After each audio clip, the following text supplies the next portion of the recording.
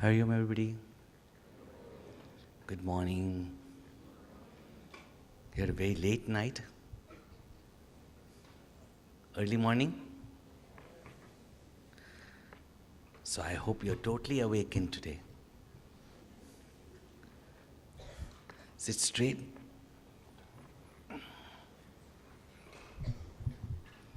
Close your eyes gently. Let us chant Om together.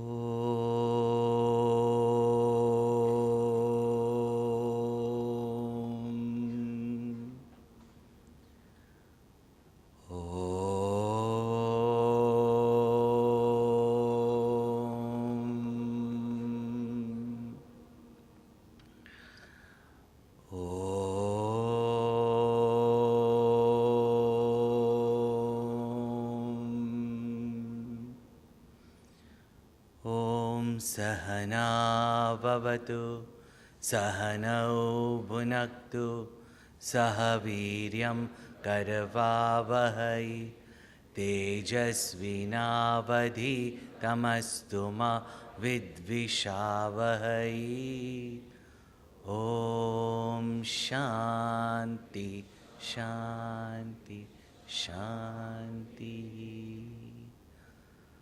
Gurur Brahma, Gurur Vishnu, Gurur Devo Maheshwara, Gurudeva Param Brahma, Tasmai Shri Gurave Namaha, Chinmayam Vyapiyat Sarvam, Trailokyam Sacharacharam, Tatpadam Darshitam Yena, Tasmai Shri Gurave Namaha.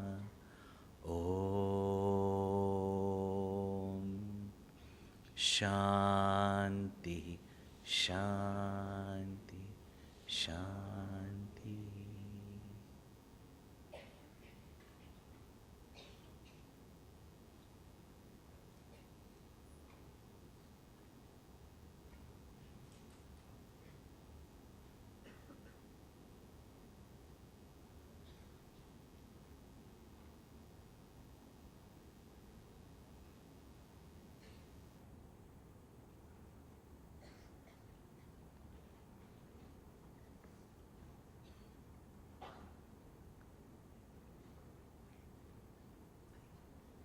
You met number of great personalities yesterday. And did you realize that everything that you studied in the morning, how they have expressed in their life? Shot by 14 bullets. But that thought, that the fact that I am alive, with that pain, with that cold, anybody would wish that they were dead. But the fact that I have been kept alive even by a bullet on my chest, that shows God or life has got a purpose to fulfill through me. To live a life without purpose is definitely meaningless. But many a times we don't find purpose in our life. And very often life is wasted away in addictions, escapism. But as we told you yesterday, even if you do not have confidence in yourself, but if there be a person who has confidence in you, and know that as long as you live, God has got, nature has got, life has got a purpose out of you, and that makes you special. And if you recognize that specialness in you, it may not be clear at first. Life can unfold it for you.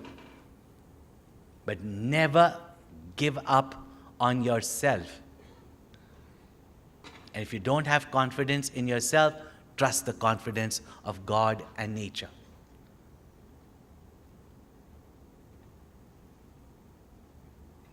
Life is only not for ourselves. It is for a greater purpose. None of us are an island on our own. We belong like cells in the body. Each cell is important, but each cell can exist when the body itself is alive, healthy. Thus, we have this relationship with the universe, with the cosmos, with our fellow beings. And thus, if we recognize a greater purpose of our life, then there is inspiration, there is drive, there is motivation. Otherwise, very often, what is life? Be born, grow, enjoy a few years of youth, then get married, have a proposal ring, engagement ring, wedding ring, and after that, suffering.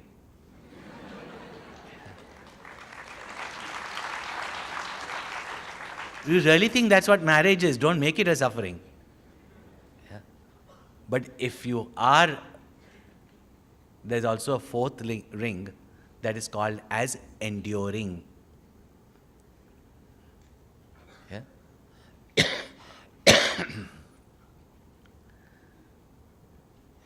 In the same way that Sarpati explained to the monkeys that one who is Balwan, one who is Dhairyavan, one who is Shraddhavan, and one who is Buddhiman, such a person will reach his or her destination, goal, etc. Even Hanumanji on the way did not know what he's supposed to do, except he had a goal in mind that he has to find Sita ji. To burn Lanka was not his goal. But how it unfolded itself. And see, from a monkey, what a hero arose. So yesterday we started this subject to point out to us that we all have been given this mind. This mind can be our best friend. This mind can be our deadliest enemy. How do we befriend this mind in every action of ours, in every endeavor of ours? It is finally this mind that determines its success or its failure. Therefore, how important it is to tame this sorry.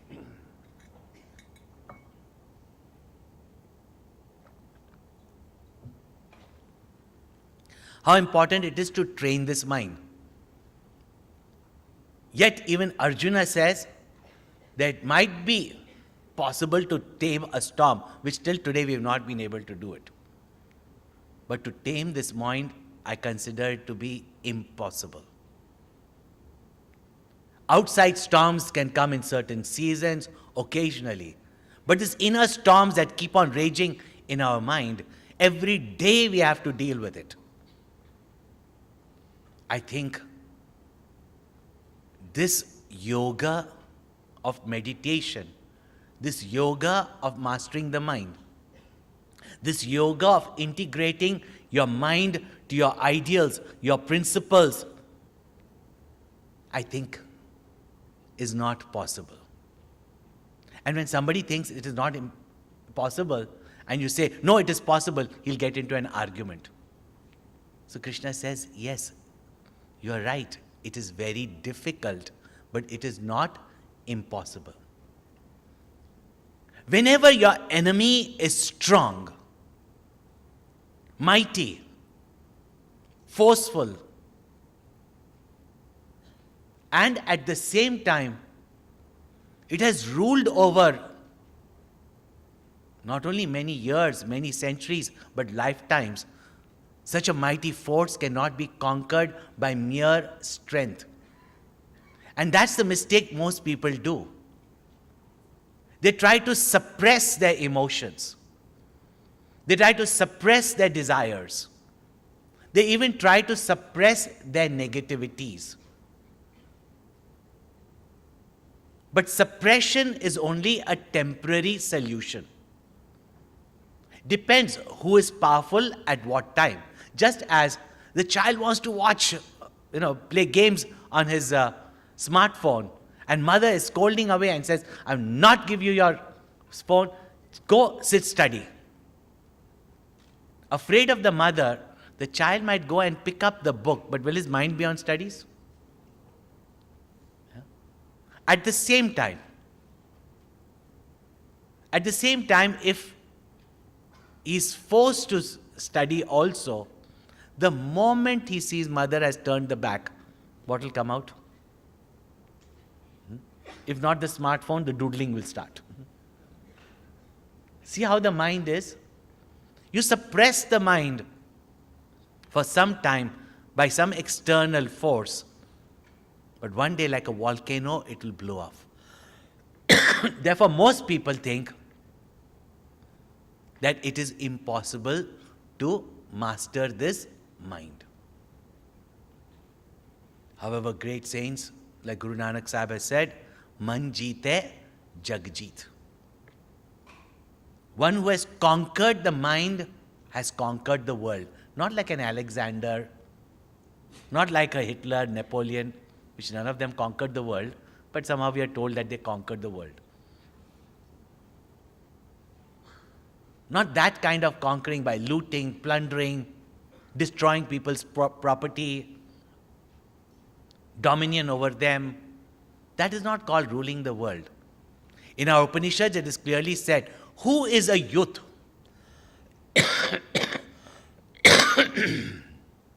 Who is a youth? And clearly says, amongst the various qualities of the youth, one who has got the world's resources or is resourceful and can generate resources. Such a person is called as a youth. Which means the whole world is available at his or her command. That person is called as a youth. In Taittiriya Upanishad it is said. So one who conquers his mind is no longer a victim of circumstances, but is a master of situations. Unfortunately, neither our education system teaches us how to master this mind. You can even be on the spiritual path. You might even have renounced the external world. Still, if this mind has not been mastered, it can trick a Vishwamitra. Then what to talk about anyone?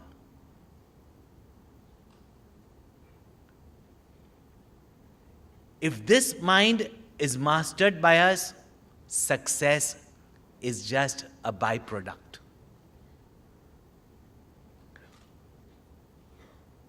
How can we say that we have mastered our mind? Simple question we ask ourselves. Are we free to be happy? Are we? Can you guarantee after 3 hours, today itself, exactly from now, 3 hours from now you will be happy?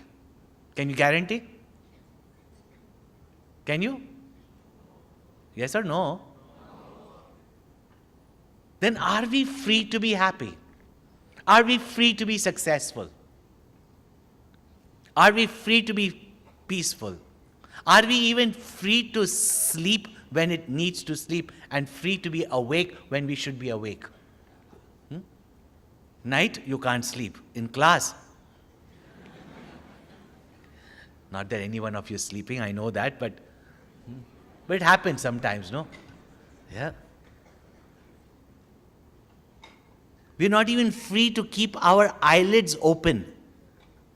It'll go like this. These few grams,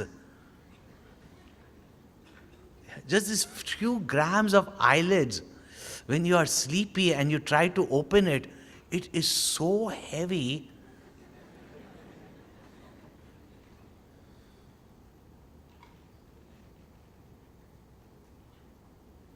Are we free to work with dedication when it is time to work? Or do we easily give into procrastination, laziness? We have great ideals, principles, we get inspired also. But when it comes to putting into action what we may talk about also, is it easy? Because in between is this mind with its feelings, its desires, its likes, dislikes, etc.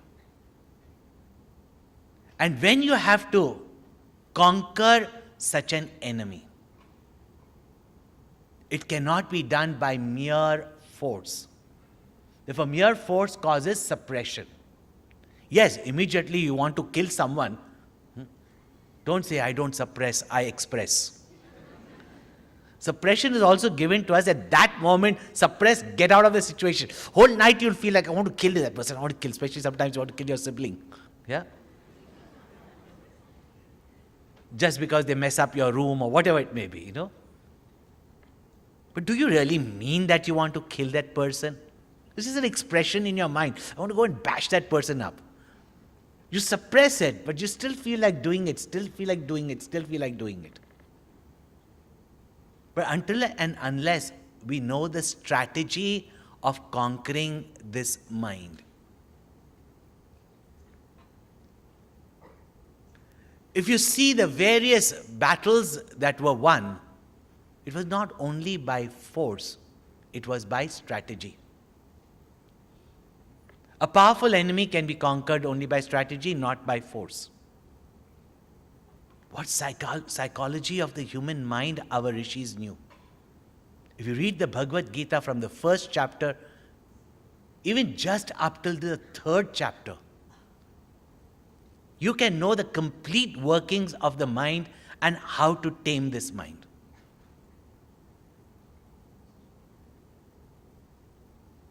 So this mind has to be conquered with strategy. And know that whatever is your strength, if that strength is stifled, it becomes your weak point. You must have also heard the statement, you are as strong as your weakest link. So mind has got certain weaknesses, mind has got certain strength. To know both of this and then to direct the mind where we want it to be. Because conquering the mind is not killing the mind. It is not destroying the mind. It can be your most powerful ally. And therefore, there are two ways of conquering. One is by destroying your enemy or even weakening your enemy. And the other is befriending your enemy. And if you make your enemy into your friend, by making that friend follow you, rather than you out of pure pressure follow the mind, then it becomes your strongest ally. Read the Mahabharata. Whoever Yudhishthir conquered with Krishna's advice, gave the kingdom back to that person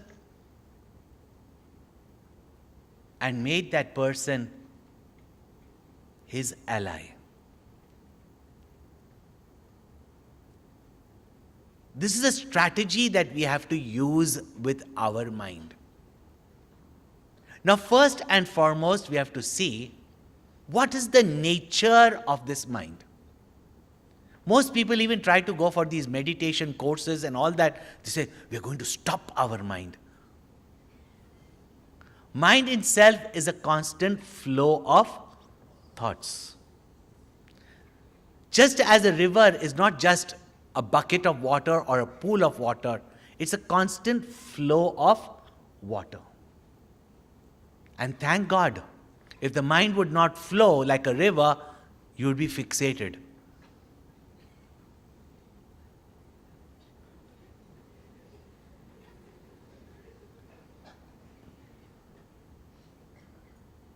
The fact that it is constantly changing, the fact that even it storms up with such power, it is not to be suppressed, but that power of that mind, that storm, has to be harnessed.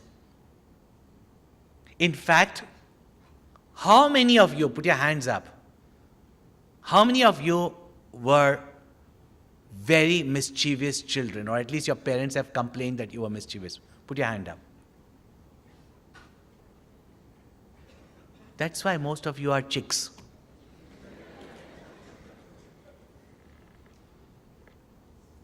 Have you heard of the mischiefs of Krishna? All the gopis, Yashoda Maya, oh, that Krishna. Arey, can't keep him for a minute in one place. Breaking a pot there, chasing away a calf from there. That mischievousness of a child shows the energy, the dynamism of the child. That is not to be curtailed, that's not to be curbed. We must know the difference between mischievousness and misbehaving. In fact, when I used to conduct the Bal Vihar and teenage Yuva Kendra classes, many of those Bal Vihar Sevak, Sevikas used to tell me, I think this child we should remove. Anyway, they're voluntary classes, so we should remove. I would say never remove. These will be the children who later on will be the strongest promoters of Bal Vihar.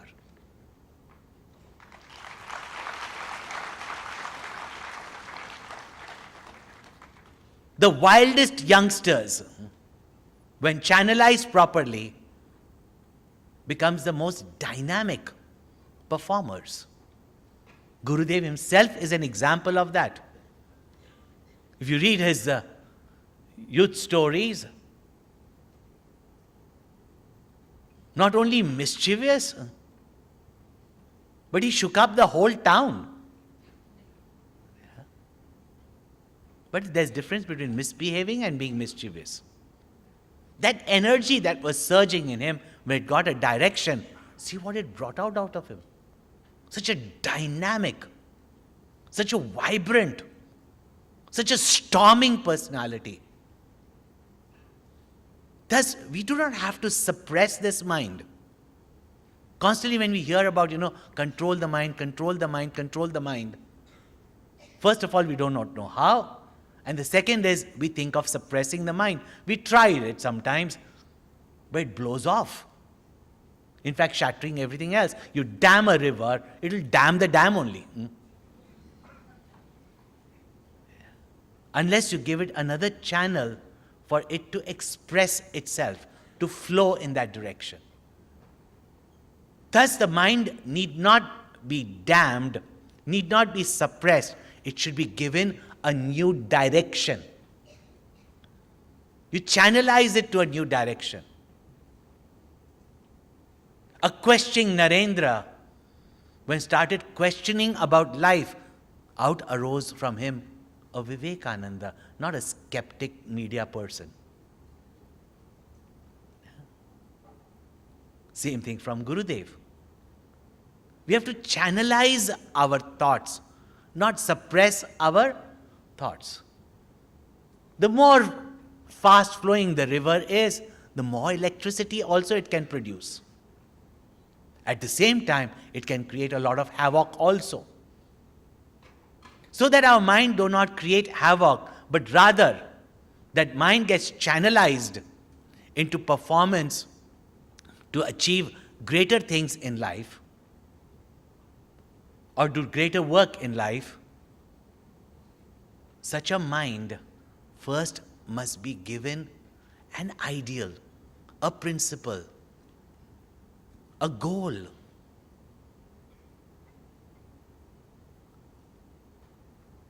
a purpose. And when it gets dedicated to that, even if one ideal you keep in your mind, have one hero in your mind. It can be from the epics with the Ramchandraji, Hanumanji, or from even what we idolize in our present times. But our idols must not be those with negative tendencies, but with all the positivity that we would like to cultivate within ourselves. Even one ideal we hold on to, that the mind remains dedicated to, the mind gets inspired by, that one ideal will be like your lighthouse. Wherever the storms of life might take you, you can always redirect your boat in the direction that you want. Keep that ideal in mind. Again, when does transformation take place? I'm just giving to you now some practical tips that you can practice, with some examples also. First and foremost is that we have to discipline ourselves. Today you must have heard again and again and again and again, been told that today our greatest distraction is our cell phones. See, there's a time to switch it on and a time to switch it off. If we can do it with the cell phone, we can do it with our mind also. Because today our mind, like the malas of the bead for one who does japa, is completely linked with our cell phone. See that the first thing in the morning you get up, even though we motivate you that you are very special, remember you're not that important. World can go on without you. Don't switch on your phone to see who took a selfie.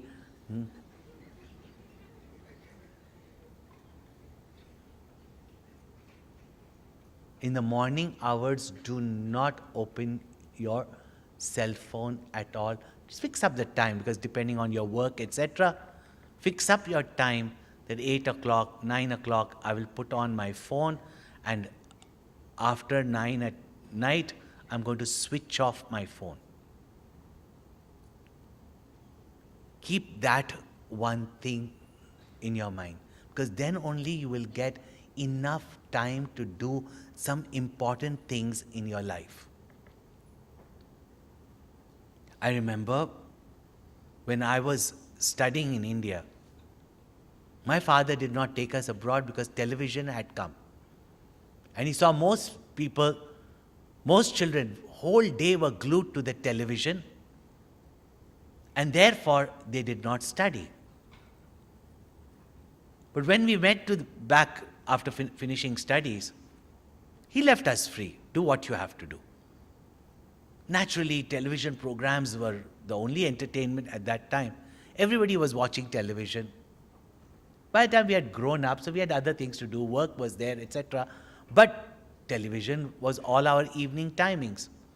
In a way, it kept us out from going out somewhere, but still we are watching television. And one day, just like that, my father was reflecting his own life. He said, when I was in India, I used to read so many books. In books, you have a choice. There's a big variety of choice. You can read, you can think, you can interpret it your way. He says, ever since I have started watching television, I only know what the television people want to show me. Beyond that, there is no other learning. thank God it was just 6 months in being there, and I was awakened that if I sit and watch television in my free hours, it's not that one should not watch, it's not that I never watched after that. But if I sit and watch television, my thinking will be only glued to what is shown on television and nothing more than that. And those days we didn't have that many programs either. The day I decided not to watch television, it was only 6 months into the lifestyle there. What will you do with your time? I started reading books again, something which I love doing. And that's the time I came across all the spiritual books. And once you start reading them, there is nothing more to read, really speaking. It absolutely opened up what a vast avenue of thinking.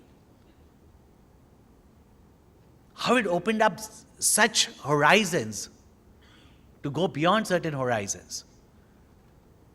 And that is because I could conserve the time from seeing, I always saw some nice programs, but from getting fixated to any one thing.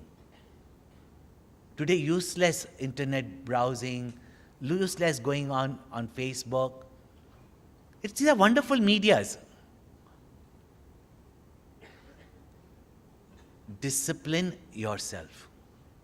It's not that you can keep away totally from it, but discipline yourself. Then you have the time to do something greater, something bigger for yourself. Even if it's just your success for the time being. But even that we do not bring up to our full potential. So keep a certain discipline from distractions. We need entertainment. Follow some entertainment. But discipline yourself by switching off and switching on. That way you will get some time to spend with yourself or to develop further certain things that will be more helpful to you in life. One very interesting story Gurudev tells about his life. When Sri Gurudev was studying under Param Gurudev Taponji Maharaj, Param Gurudev Taponji Maharaj was a very quiet, very focused, and all he taught was Vedanta. There was no other casual conversations with him. Neither political, nothing else. Pure Vedanta. Students would just go, and that's the time they spent with him. Remaining time, he was quiet. He never even cracked a joke. Imagine if you had to sit for 1.5 hours, no humor. Yeah? And Gurudev used to have so much humor in his talk that kept us awake.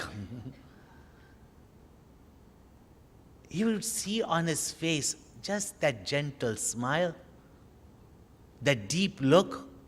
There was never any excitement in him. There was never any sadness in him. He was just like a beautiful piece of art, magnificent, but there would be no fluctuations in his expression. One day, suddenly he says, there could be seen a slight amount of excitement in Taponji Maharaj when he called Gurudev and others and told them that, see, so-and-so person is coming from Lucknow. He's an elderly man, a very old devotee. See that somebody goes to the railway station, pick him up from the bus station at Uttar Kashi, make for his arrangement somewhere. All these things he was trying to organize. So Gurudev thought, my guru seems to be so detached from everybody. What is this excitement? This person must be very, very special devotee. Anyway, he came, an elderly man, very white clothes, dhoti, kurta, came, bowed down to Taponji Maharaj, Sashtang Namaskar, sat with him in front of him with great reverence, and then he started telling Taponji Maharaj that I've come here, I've brought my grandson. Now this is late 1940s, huh? So don't think that you only have to go through it. Every father thinks that with the next generation, the world is going to come to an end. Yeah. If you have long hair, that is also a problem. If you have too short a hair also, it's a problem. Gurudev used to oil his hair, that was a problem. We stopped oiling our hair, that was a problem. So, he came and he said to Taponji Maharaj, I've brought my grandson here because he won't listen to his parents, but grandfather he will listen. I brought him here. I just want you to give your blessings to him. With all this modern lifestyle, he is totally against everything, all of our culture, etc. Getting into addictions, bad habits, not studying. I've just brought him, you just bless him, your kripa drishti will be on him and he will be fine. That much faith he had. So he said, where is your grandson? He says, he won't come inside because he doesn't want to remove his shoes. Taponji Maharaj said, bring him inside. Gurudev had entered Swami Shivanandaji's ashram like that only. So he was quite curious. Another one like me. And here was this young man, wild hair, modern clothes, tight pants. That time fashion was drain pipes. Your fashions are all repeated. Same things only. Very strong, tight pants. And naturally walking like this. Now he came there, obviously he can't sit on the ground, it'll be too embarrassing. It must just tear open. So he came there and as usual the grandfather, matha teko, matha teko, matha teko. No youngster likes to ever bend his head. So matha teko. And he very directed, pai lagu, something that he did that. And now he couldn't sit down. So Taponji Maharaj said, beta, sit here on the parapet. So he could put his feet down and he sat on that parapet. He felt kind of good, like I get to sit, don't have to sit down. I'm sitting on the parapet with the Swami. So he sat there, a little bit awkward, didn't know what to do, etc. And Taponji Maharaj said, what are you studying? He said, I'm second year college. He said, आजकल college में कुछ पढ़ाते हैं क्या? He used to speak in Hindi to them. कुछ पढ़ाते हैं क्या? Attend करते हो college? He said, no. He said, क्या करते हो? Bunk करते हैं हम college. क्या करते हो? Picture. That time they used to call movies. Picture में जाते हैं हम. And Taponji Maharaj, who other than Brahman would not speak of anything, is asking him, आजकल heroine कौन सी है? And Gurudev absolutely shocked. He's never heard his guru talk anything other than Brahman, God, infinite reality, self-development. Other than that, he has not spoken of anything else. He's asking, आजकल hero heroine कौन से है? And then he says also, ये heroine आजकल picture में कुछ कपड़े पहनते हैं कि नहीं? Obviously, that guy must have thought, what a cool Swami, And like that, they're having conversation about movies and pictures and whatnot. There was nothing philosophical, nothing spiritual conversation, because Gurudev was eavesdropping to see how does Taponji Maharaj handle such a wild youngster. Because by the time he went there, he had been quite well tamed by Swami Shivanandaji Maharaj. But Taponji Maharaj, anyway, this conversation all got over. And just time passed by. After 3 months, again that grandfather came, and this time with a huge basket of sweets and fruits, and came and bowed down and was telling Maharaji that, what magic have you done? My boy has changed completely. 3 months. Completely. Goes to college, is motivated, is studying very well, has changed his complete dress code, has become so obedient, even his own father is surprised that what I could not do for him, I'm doing for my grandson. Yeah.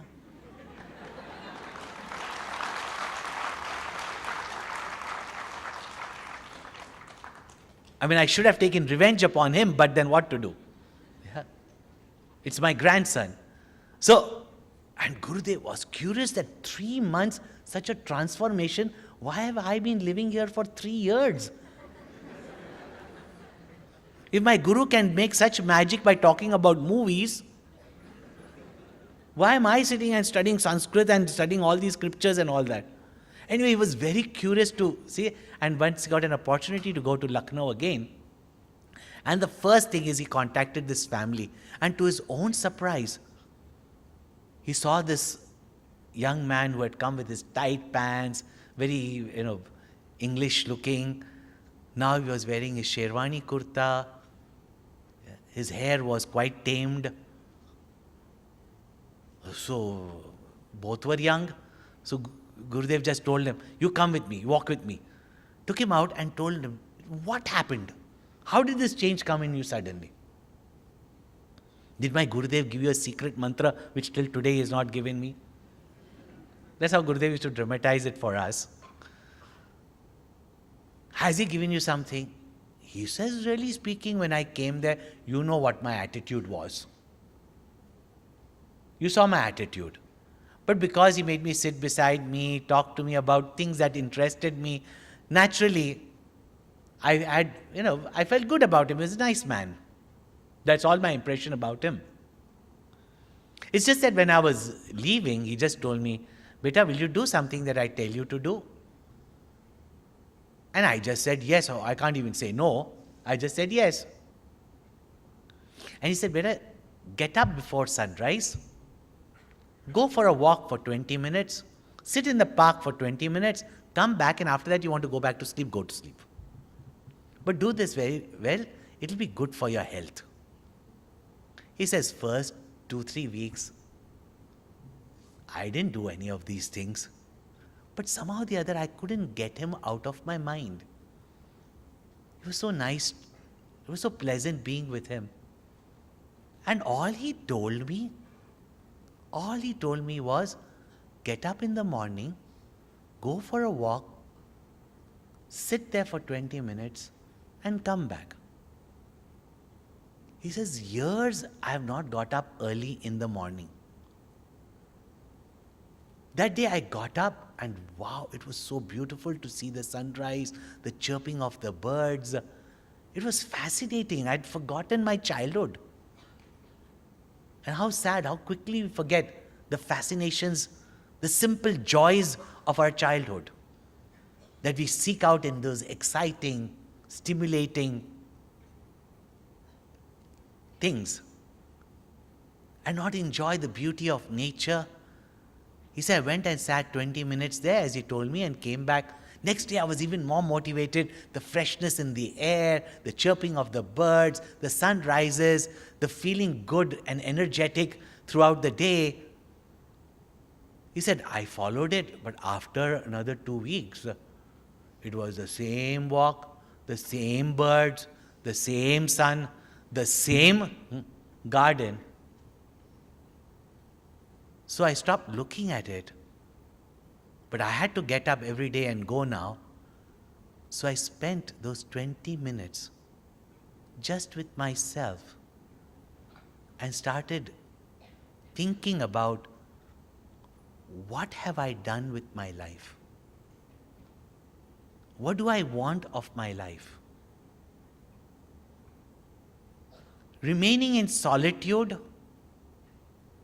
I could not but reflect on my life and feel disgusted. And I asked myself, would the child that I was would be proud of the youth that I am today? I said, I myself was ashamed how I was wasting my time. And he says, with those reflections, don't know what happened to me. That I started studying well, finding enjoyment in my studies. Everybody started appreciating me. Even my own father and mother were not criticizing me. It was so wonderful that with just that change of thought, spending time with myself, that transformation took place in me effortlessly. And now everything is so beautiful. Nobody complains about me. Everybody is happy with me. I am happy being myself. Otherwise, all I was doing was copying my friends, copying peers, and not being myself, and just not feeling comfortable with myself, and therefore trying out this, trying out that. And this is how people get into addictions. This is how people fall for peer pressure. Even in the 13th chapter of the Bhagavad Gita, where Krishna says, if you want knowledge, and particularly self-knowledge, then spend some time in quietude with yourself. You cannot but help reflecting, introspecting. But today with our lifestyle, even in the toilet you can't be with yourself. Some film heroine or something from the magazine is staring at you. Yeah. Even there we go with our mobile phones, isn't it, nowadays? Yeah. Companion. That's one place you should be alone. And the worst thing is start FaceTiming at that time. And you don't know that the video gets on. Protect yourself. And with your latest phone that can read your face. Yeah. Can you imagine wherever you go what it is doing? And how Siri is chasing you everywhere and listening to every conversation of yours? So where do you carry it? Spend some time with yourself. When your mind turns upon itself, it itself will want to correct itself. And when the mind itself becomes your ally, what else do you want? If it could change that person within few weeks, really speaking, within few minutes, the moment he spent time with himself, and therefore spend some time in solitude. And you know what Gurudev used to say? If you don't like your company, don't impose it on others. At first, what you might see might make you yourself guilty or disgusted. But better, you know your weaknesses, then you cover it up, and that sore is getting, ulcerated, pussed up. It's better you see it. You can do something about it. And one thing about the mind, I'll tell you a beautiful trick.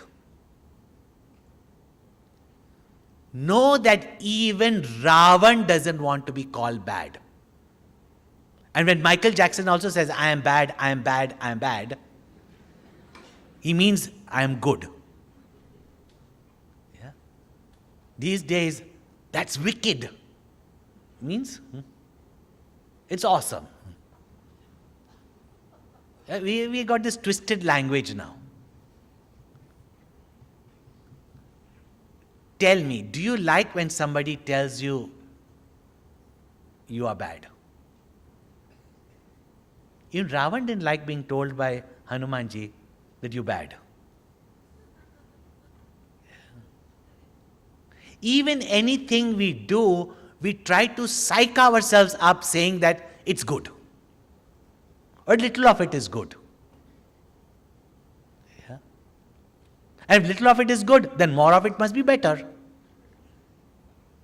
Like people hear from these doctors these foolish things, that little bit of wine is good for your heart.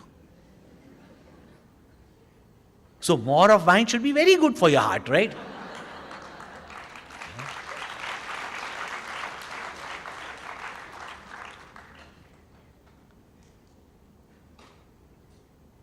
So you see how your mind will play tricks on you.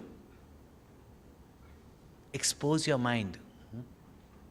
And I'll tell you one secret that I learned.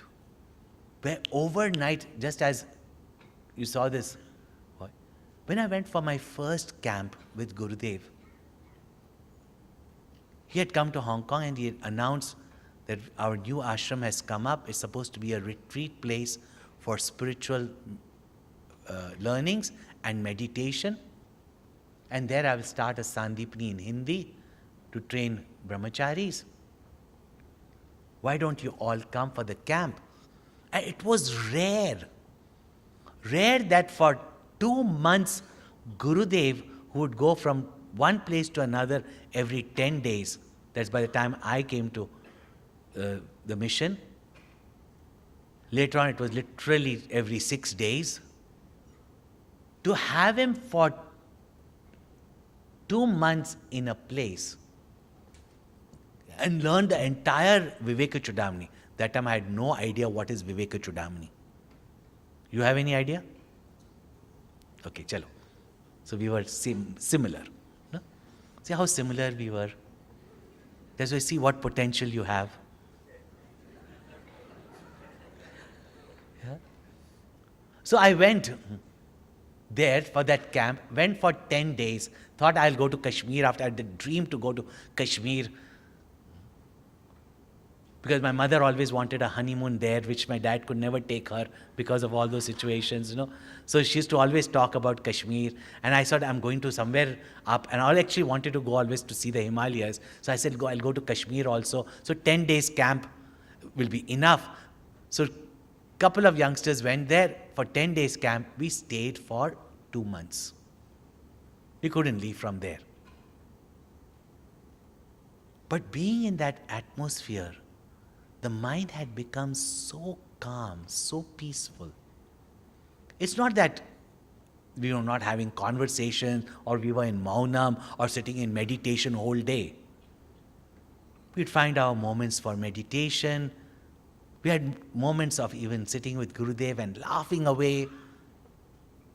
But the mind had become so calm, and you had tapped into a source within yourself, or you can say a space within yourself which is always calm. And once you discover that calm space within you, and you can just move into that space whenever things get hectic, things get agitated, didn't know what had happened, where that shift has taken place. But once the mind had experienced that peace and quietude, it's not that the mind became silent or the mind became blanked that everybody thinks to go for these meditation courses for. It was just calm. And the moment the camp got over and I stepped out of the ashram, that same buses, that same, trains, the crowds in the trains, the pushing in the train, the occupying other people's places in the train, the ticket collector wanting to collect more than the ticket money. Suddenly you are faced from such a beautiful, loving, calm, peaceful, pure environment, back right away the moment you step out into this hectic, polluted place and got straight back into the office and work, etc. But one thing, there was this space that you could just get back to in midst of all your hectic activities. And the most wonderful thing that happened, that in such a quiet mind, when any thought came to disturb it, not only just some negative thought, not only some exciting thoughts, but even some thought that would create some form of disturbance, I could see as though that peaceful mind would just want to immediately throw out. Haven't you heard of those who go for detoxification and stay in these places, eating only vegetables and fruits and fasting, and they detoxify?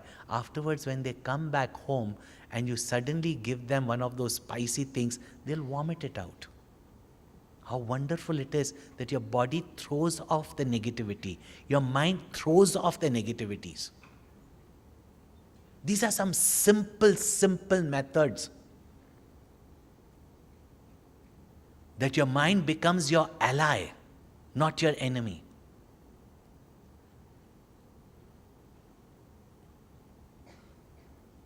Thus, spend every day in self-introspection. Let not one day pass you introspecting yourself. Run the events of the day. Ask yourself, were you as productive as you wanted to be? Now, many of you won't have any such negative. Sometimes you might just say off something to someone, or procrastinate, or be lazy, or don't do your work on time, or get distracted.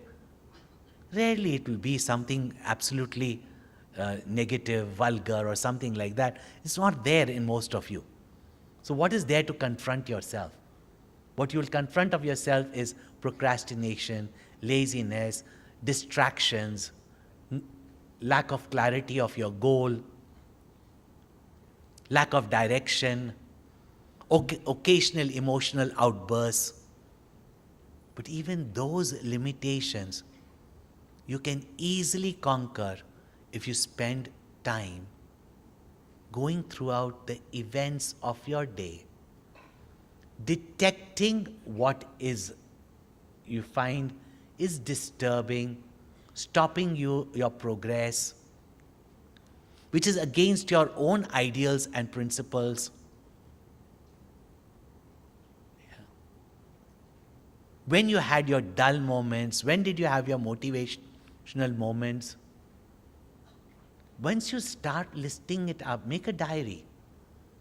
When you start listing your negativities and your mind sees it, it itself will revolt against it.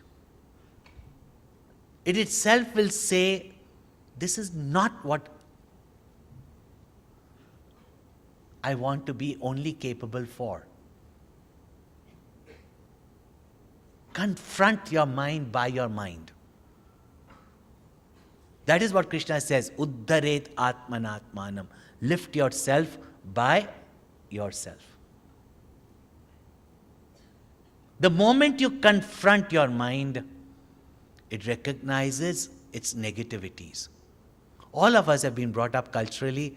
All of us, even in our inner mind, know what is good. We know what is bad.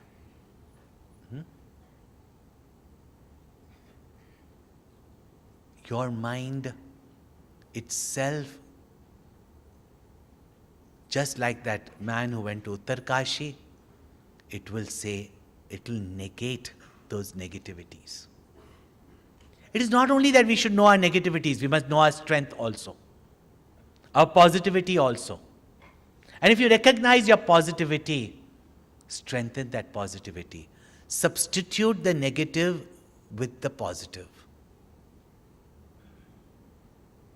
Even for few days you introspect like this, you can get over your addictions. You can get over your wrong habits. There are many wonderful techniques pointed out in the scriptures, but sometimes it takes years to do it, whether it is pranayama. Practice all of them, that's fine. But there's nothing like Ramana Maharishi says, like turning your mind upon your mind. We just explained in the Upanishads.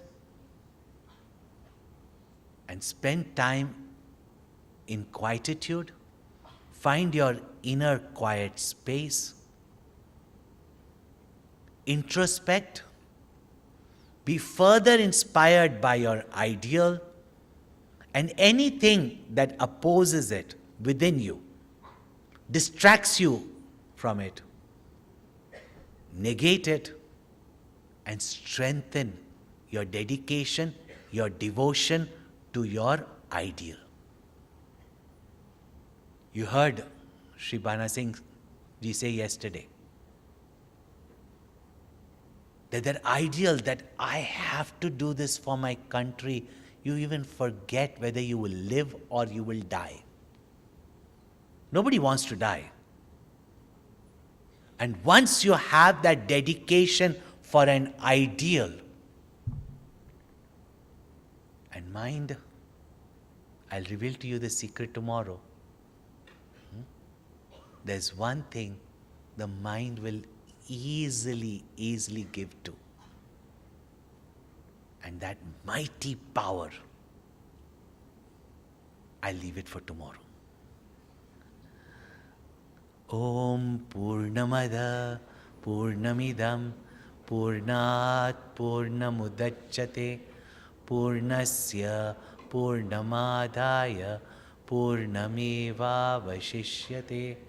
Om Shanti Shanti Shanti. Hari Om.